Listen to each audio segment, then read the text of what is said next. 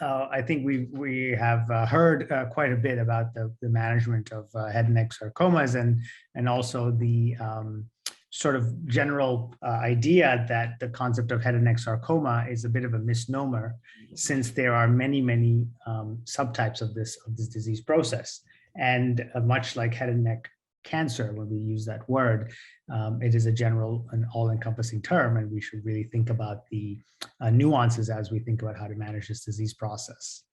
But in general, the entity of soft tissue sarcomas of the head and neck account for only about 1% of adult malignancies, being exceedingly rare. And they include several histologic subtypes, many of which we have heard about so far, including angiosarcomas, osteosarcomas, and in fact, liposarcomas, some of which I have encountered in the head and neck space. So these subtypes, of course, are very important to diagnose and to identify, because the management and the behavior of these subtypes is quite unique, and some of which will affect the patterns of failure, the ways that we manage these patients, and the way that we surveil these patients as well. Now, I was given this task of talking about sarcomas, particularly because the moderators had informed me that there is an increasing problem with seeing radiation-induced sarcomas in Hong Kong, especially given the high rate of nasopharyngeal carcinoma and the fact that chemotherapy and radiation therapy are used to definitively treat NPC patients.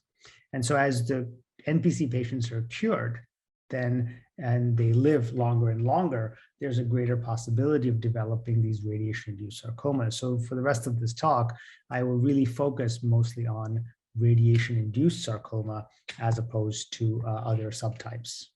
So what is a radiation-induced sarcoma? I know that we've touched on this already. The reality is that these are malignancies that develop within the radiation field. By definition, they are temporarily separated from the delivery of the radiotherapeutic dose. Therefore, they're radiation-induced as opposed to radiation-resistant, for example. The median latency from the time of completion of radiotherapy is about a decade, although there is a bit of a range on this, and we can see some tumors occur as quickly as 3 years after treatment, and some that are a little bit later. And in some of the questions and answer session, we can have maybe a discussion about whether this latency period is affected by the type of irradiation that is delivered, photons versus electrons versus protons, and whether techniques such as SBRT or IMRT may actually have a different tendency for the development of RIS. And this is very provocative topic, which we don't have a lot of data on this far. Now, radiation-induced sarcoma, again, is a catch-all term, and these sarcomas can be of any histologic subtype. Of this, in my experience and in some papers, pleomorphic sarcoma is the most common subtype. Now, this is what was previously referred to as malignant fibrous histiocytoma.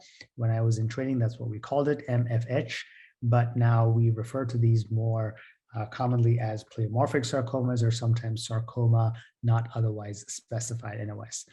Osteosarcoma is also very common in the context of radiation-induced sarcomas, and osteosarcomas, of course, can occur in any bony region. And in some papers, this osteosarcoma, this entity is thought to be more common, comprising up to 25%. In other papers, pleomorphic sarcoma is thought to be more common. So here's a case presentation of a patient of mine, a 65-year-old Caucasian male who presented with nasal fullness sometime around 2011, 21-1. He was noted to have a nasopharyngeal mass. You can see it here on this sagittal contrast-enhanced CT scan. This mass was biopsied and in fact demonstrated nasopharyngeal carcinoma of the standard variant. He was Epstein-Barr virus positive. So this is the relatively rare Caucasian Western male with nasopharyngeal carcinomas. We see only a handful of these per year, even in a relatively large center like ours. So he was treated with definitive chemoradiotherapeutic protocols, and of course had a complete response and did very well. And so I continued following him with my colleagues in radiation oncology and medical oncology until 5 years later. He is still feeling fit and well. He is a actively practicing lawyer and litigator, and he's been back to work and he feels fit and well, but he returns for routine scans for cancer surveillance, especially because of his radiotherapy. His physical exam is somewhat limited. And so at this juncture, this is what his scan now looks like. And this is a, as you can see, cross-sectional CT, contrast-enhanced CT. We see here the platysma muscle, and just below the platysma muscle, on top of the sternocleidomastoid, he has this mass, this irregular mass. And so this mass was biopsied and unfortunately found to be suggestive of a sarcoma. And the initial biopsy that we performed here was a fine needle aspiration biopsy, and we'll talk about that. So radiation-induced sarcomas, of course, are very uncommon. Here's a recent paper from Lang et al. Published in Cancer Epidemiology. They used the SEER database to analyze 18 cancer sites, primary sites, so breast, prostate, lung, head, larynx, etc. They looked at almost 1.8 million patients. And of these, about 22,000 were head and neck cancers, predominantly laryngeal cancer in nature. And of these, they found an incidence of radiation-induced sarcoma in a very small percentage, 2 out of 1,000. So it's a very, very rare condition. But if you have a very high incidence of this, of the disease that you're treating, that is, in other words, head and neck cancer, then you will have potentially quite a large number of these patients that you might see. Now, there's another study from the Norwegian database, and the Scandinavians, as you know, have very nice long-term analyses of these patients. And so they follow them for quite a long time. And the Norwegian data found that the latency for radiation-induced sarcomas, the mean was 13.6 years. Again, they had quite a bit of a range, anywhere from 5 to 20 years, but 13.6 years is the median range. And most common histology was, in that paper, was described as a malignant fibrous histiocytoma, but as I said, this is now called a pleomorphic sarcoma. Now, sarcomas of the head and neck are somewhat unique, and I think we heard about this. Up until the 7th edition, sarcomas of the head and neck were staged with the same staging system as sarcomas of the extremity, which of course are far more common. But it is clear that a large tumor, an 8-centimeter tumor, is very uncommon in the head and neck region and far less common than, for example, a large tumor of the femur. So the staging in the 8th edition of the AJCC has been modified, and the new staging is listed herein. So any tumor that is less than 2 centimeters in size is staged as a T1. Any tumor that is less than 4 centimeters in size but greater than 2 is staged as a T2. Any tumors that are larger than 4 centimeters in size are considered a T3. And tumors that are invading into adjoining structures, such as the periorbita, the skull base, the deep fascial planes, etc., would be staged as T4, and they're broken down further into T4A versus T4B. Now, regional metastases are defined in this staging system as binary. So either you have or you do not have regional metastasis, so you're either N0 or N1. We don't have the N2A, N2B, N3, etc. characterization as we would typically be used to seeing for squamous cell carcinomas. And for metastasis, of course, it's also binary. Either there is or is not the presence of distant metastases. Now, the outcome of patients with sarcomas is usually dependent not just on the AJCC TNM staging, but also on the grade of the tumor. And this is a bit of a subjective terminology, because there are several systems that can be used to grade these tumors, but the most commonly used, and one of the most commonly used in North America, at least including Canada and the US, is the French system.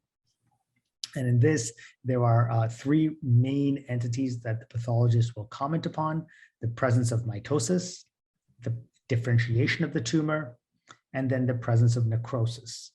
And each of these is given a score, a point score, as you can see, 1 to 3 for mitosis, 1 to 3 for differentiation, and 0 to 2 for necrosis. And then these points are added up and a composite score is given. So as you can see, the smallest number that you can get is a 2, 1 plus 1 plus 0. The highest number that one can get is a 8, which is 3 plus 3 plus 2. So the composite score runs from a 2 to 8.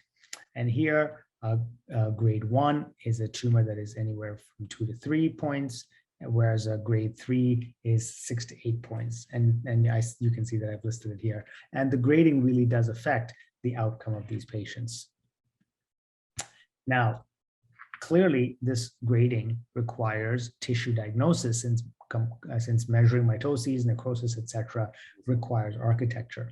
So prior evaluations, all of the prior sort of workup and scoring systems require truly a tissue diagnosis. And as we know, there are 4 ways to get tissue diagnosis on any patient, starting from fine needle aspiration biopsy all the way up to an excisional biopsy or excision of the lesion itself.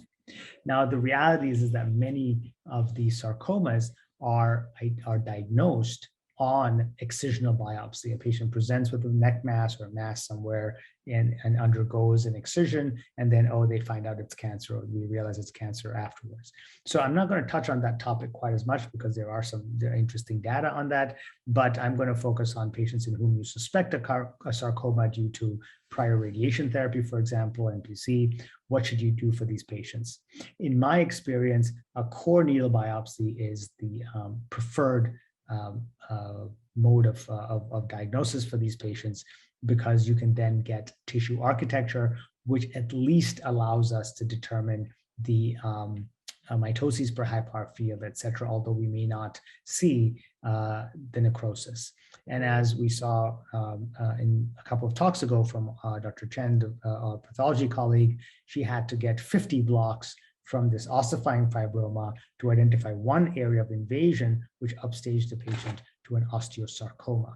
So please bear in mind that while the core needles can provide fairly good evidence for how to proceed with these patients, it is by no means perfect, and you really need to make sure that you don't overestimate or underestimate the impact of these diagnostic procedures. Having said that, many patients stumble into this diagnosis by having an excisional biopsy and then finding out that it's a sarcoma. Now, radiographic studies are very, very important for the management of these patients.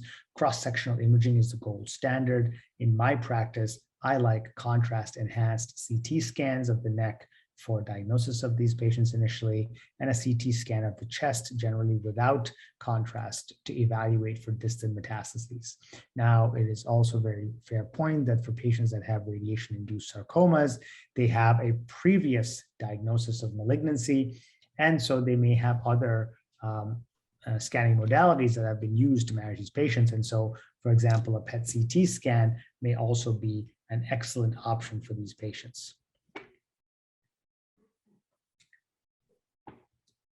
Excuse me. So if a PET-CT scan is used, I think it's absolutely fine. We just need to make sure that we have evaluated these people completely.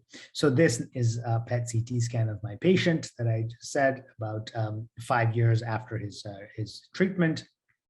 Actually, 4 years. Here it is, August 21st of 2015. After being treated in early 2011, I'm sorry, we now have this mass on the sternocleidomastoid muscle just under the platysma, which is quite bright on PET scan, and there was a significant suggestion that this would be a potential sarcoma.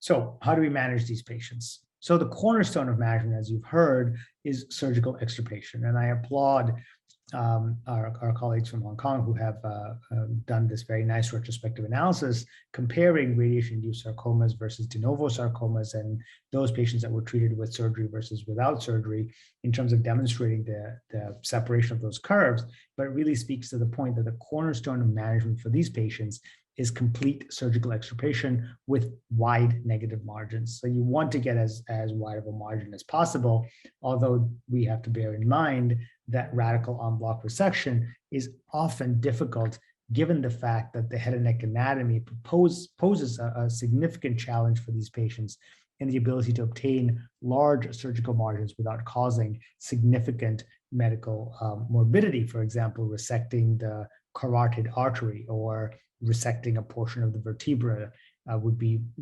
contraindicated in most of these cases.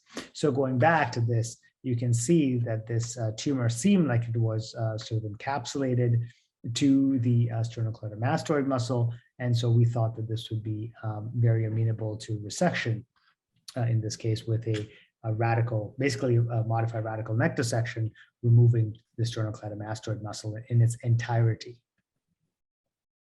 So that was the thought process for us, and I think that that remains the key of surgical resection for these patients. Now, here is I don't have any pictures from that particular patient, but here is another patient with sarcoma who also underwent treatment for head and neck cancer. I believe this patient was not a NPC, but rather oropharyngeal cancer, and now presents with a radiation-induced sarcoma of the manubrium. Just to orient you, the mentum would be here, the manubrium is shown here, and this is a large tumor. This was a radiation-induced synovial sarcoma of the manubrium. And so once again, wide surgical margins of resection are what we sort of go for. And this is the final resection specimen. You can see it was a quite large tumor. This is what the final resection looked like, with resection of the sternal heads of the sternocleidomastoid muscle, resection of the manubrium, and a complete dissection of the carotids, which are left underneath undisturbed. These are the omohyoid muscles, the laryngeal complex, and we have resected basically the entirety of the soft tissues, leaving intact the laryngotracheal complex. So again, we cannot get as wide of a surgical margin as you might like, because it's impossible to resect the entire laryngotracheal complex into the mediastinum, potentially exposing the innominate artery, for example, in cases like this. But again, the resection can be done, and these patients often do quite well after completing the resection. So going back to our case at hand, surgical resection for these patients is really, really important. But as we have heard from our other speakers, the use of adjuvant therapy in these patients after surgical resection is complicated because the patients have had prior therapy, such as chemotherapy or radiation therapy. And because CRT are often employed for the management of the initial malignancy, the ability to give post-op or adjuvant re-irradiation is really, really challenging. So there have been many thoughts about how to get these patients improved outcome, and maybe we should consider preoperative radiotherapy. We've heard about the concept of neoadjuvant therapy for these patients, whether it's with cytoreductive therapy, or now there are studies that are potentially considering the role of immunotherapy in these patients and considering whether neoadjuvant immunotherapy might improve outcome for these patients. And so there are very exciting areas that are coming on the horizon. I don't have data to share with you on that yet, but I think these are very, very interesting concepts. I do want to talk, however, about the potential for re-irradiation in these patients, because surgical resection mandates wide margins, and most of the literature is extrapolated from our orthopedic colleagues, people that deal with orthopedic sarcomas. And so they can obtain very wide margins of centimeters, for example, on the femur. But we try to get as wide of a margin as possible, up to a centimeter, I would say. But in my experience, it's very rare, if not impossible, to get this. And most of us will accept a microscopically negative margin as a negative surgical margin. Now, when we talk about this concept of doing the surgery, we also have to recognize that we need to pay attention to the patterns of failure for these patients. And the reason I say that is because, if you're doing a surgical resection, especially in the head and neck, and as trained head and neck surgical oncologists, we are often trained to perform lymphadenectomies with the procedure, such as with a total laryngectomy or doing a neck dissection with an oral cavity resection. So the fact that sarcomas rarely metastasize to regional lymph nodes should change our view somewhat, because we probably don't have to perform neck dissection for patients that have radiation-induced sarcomas in general, unless they have histology which is suggestive of an angiosarcoma or rhabdomyosarcoma. Now, angiosarcomas and rhabdomyosarcomas are notoriously known for nodal metastasis, as opposed to the traditional hematogenous spread that we think for most sarcomas. And so you don't necessarily have to resect the regional lymph nodes for many of these cases. However, surgically, getting control of the critical neurovascular structures in the neck often requires some modicum of nodal dissection. So it's not uncommon to have some nodes removed as part of the resection, although it is not spoken that way. So sarcomas, again, rarely invade lymphatic channels, and so the hematogenous spread is far more common, most commonly with metastasis to the lung and liver. I'm trying to make sure I stay on relatively on time, although I started a bit late. In some series, up to 30% of patients can have risk of distant metastasis. And it is an interesting piece of data that head and neck sarcoma patients typically have higher rates of local recurrence, up to only 60% local regional control rate for head and neck versus approximately 90% local regional control rate for extremity sarcomas. And this could be because we have the limitation of more narrow surgical margins in the head and neck space. But I raise this point because I think despite what people think of as sort of management of sarcomas having a high rate of DM and therefore having to think about the systemic treatment for these patients, I think in the head and neck space, we must think also about local therapies, surgery and irradiation therapy to obtain local control, because many patients will have local regional recurrences, which can ultimately cause their demise. So on that topic, I think the role of irradiation and radiation therapy for these patients is an area of active discussion. And here's an excellent paper published recently in Practical Radiation Oncology, which was an ASTRO clinical guideline paper, which sought to provide, consensus statements on the role of radiation therapy for the management of soft tissue sarcoma in adults, and discussing the role of pre-op versus post-op RT, and discussing the extent of radiation. So we should think not only about the dose of radiation that's given to these patients, but also the tumor volumes and what volumes are covered or not covered, especially given the context of previous radiation therapy. Now, I don't have time to go into all of the guidelines, but I'm just going to hit on a couple of the high points, things that I think are particularly relevant. This algorithm, I think, is really a take-home point from this paper. We can see, just to walk down this algorithm, localized, primary, and here again, this paper is based mostly on extremity and truncal soft tissue sarcomas because of their prevalence. First, multidisciplinary evaluation is very important, and I think one of my former speakers mentioned how MDT evaluation is so important for these patients because it's important to have input from all the different services. Once that MDT has happened, one of the key issues in the MDT is assess for the risk of local recurrence and local regional control. Now, this risk is based on the presence or absence of nodal metastasis, the histology of the tumor, the location of the tumor, and the grade of the tumor. Now, if it is deemed that these patients are at high risk, then there's the need for evaluation of the determination of the sequence of RT versus surgery.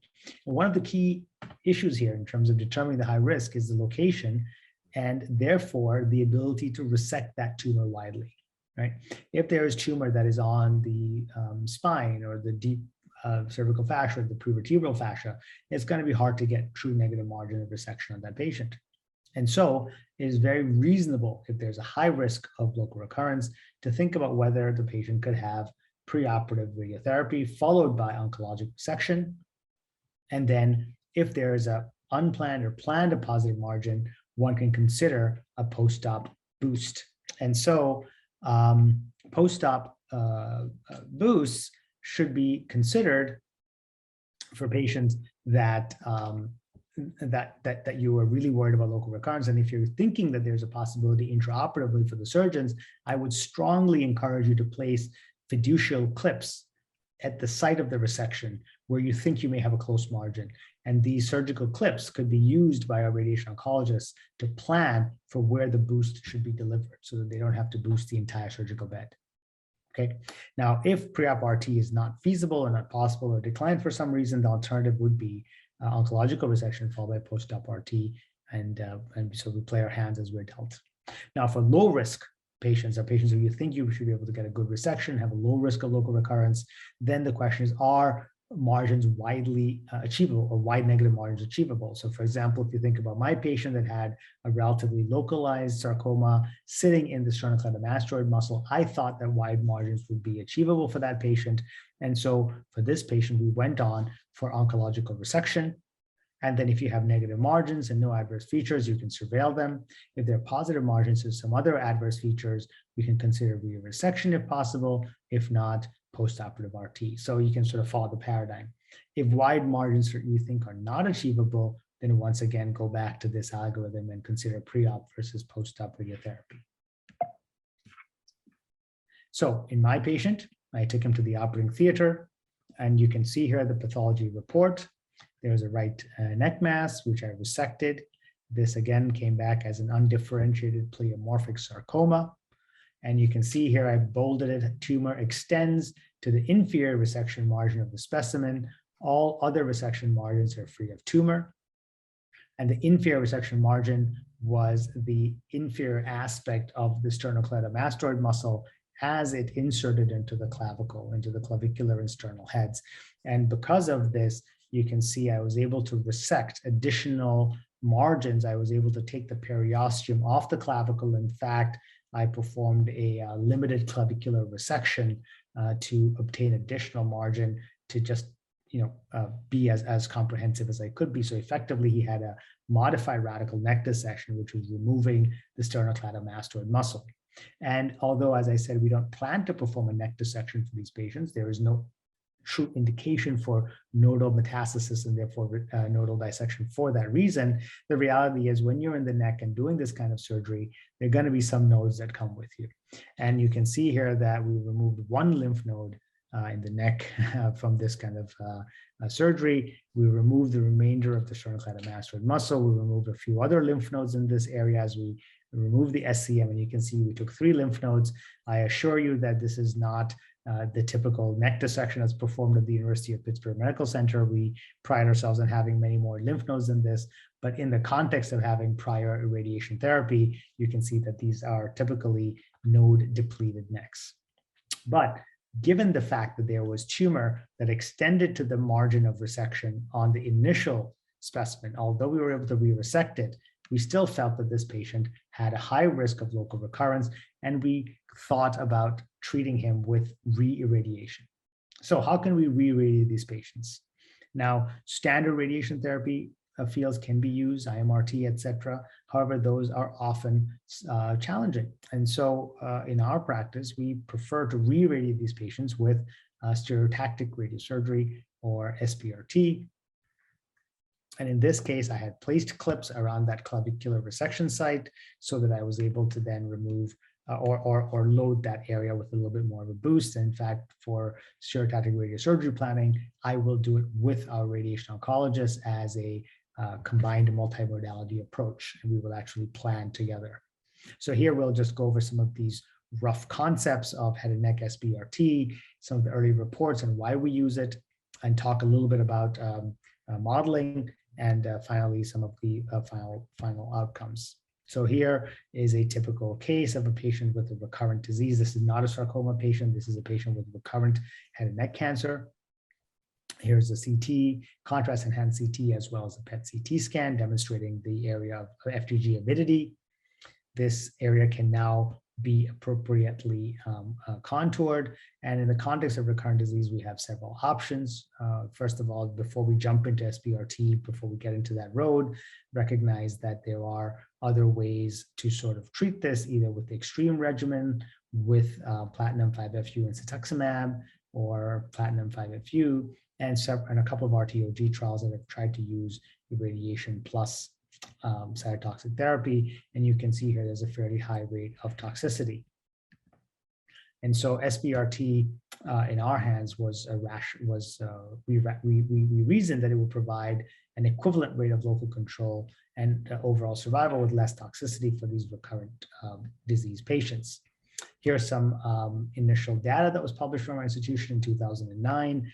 Dwight Heron was the first author of this particular publication that we've seen here, with a very small number of subjects, looking at treating the patients with SBRT in 5 dose tiers up to 44 gray. And we found that there was no dose-limiting toxicity for these particular patients. So based on this, we have created a sort of nomogram where we can sort of estimate local control as a function of both the dose of irradiation and the volume that's radiated. Okay, so if we consider a tumor that has, let's say, 40 cc's of volume, and you want to get about 44 gray, which is what we said was sort of the limit that we could get to. So you see that here, a 40 cc tumor with, I shouldn't say that, I'm sorry, 40 cc's that is irradiated. That's not the tumor volume necessarily, that's the volume that we plan on, right? The gross tumor volume plus margin. So now we have, let's say we want to get to 44 gray, we can estimate what that sort of intersection point will be, and therefore where the local control rate should be, which is somewhere about 70% or so. And we can now extrapolate what that sort of dose nomogram should look like. Now, this is for patients with recurrent squamous cell carcinoma, but similar nomograms can be created for other modalities as well.